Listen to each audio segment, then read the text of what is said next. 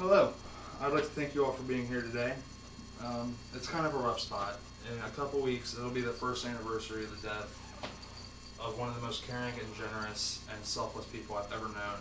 She's my great-grandmother, Ivina McMahon.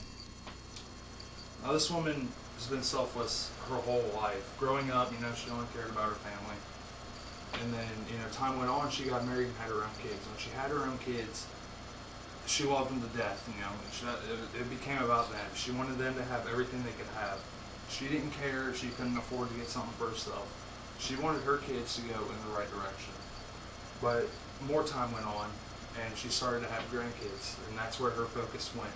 She wanted her grandkids to do everything they could. She wanted them to be the best. They wanted them to go to school, get good jobs, make money. To the point that when my mother was 16, she let her move in because she got kicked out of her house. And 3 years after that, my mother got pregnant with me, and my grandma still didn't kick her out. And once I was born,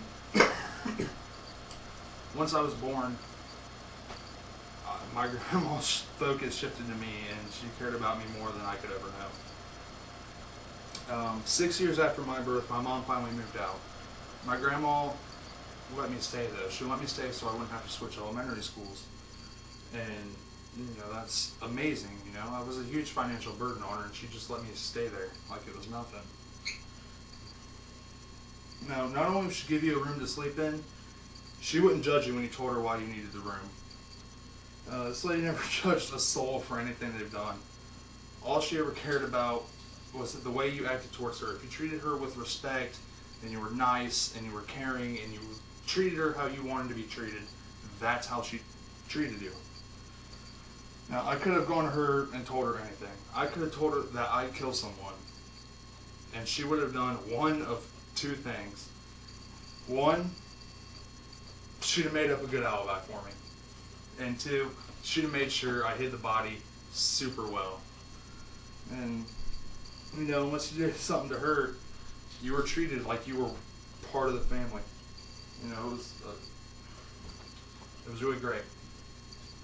Now, this is the first time I've really talked about my grandma since she passed last December. And again, I want to thank you for listening to me to pay tribute to someone that had such a major impact on my life and such just a great influence and just a wonderful lady that this world will miss.